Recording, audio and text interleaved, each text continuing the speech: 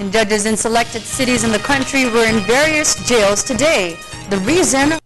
Testing of the Supreme Court's Project Judgment Day. More from Haji Camino. In line with its objective to solve the problems of jail congestion due to the number of prisoners, the Supreme Court held a pilot testing of the Judgment Day project at Manila City Jail. Court Administrator Midas Marquez led the testing of the project, where the Bureau of Jail Management and Penology, or BJMP, also serves as a partner.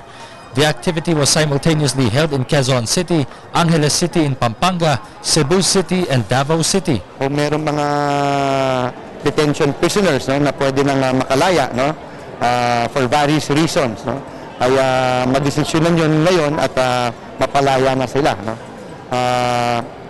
Nag-iikot tayo kanina, no, tinatanong natin yung mga judges na nandito, no.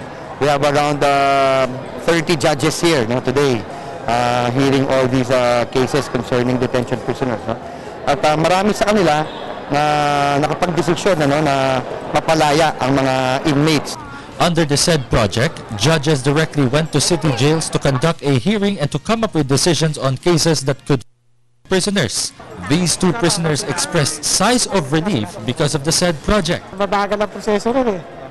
Doon naman, promulgation namin ay dapat ng 1 year and 10 months na bago kami yung promulgation. Nakataroon ba yun?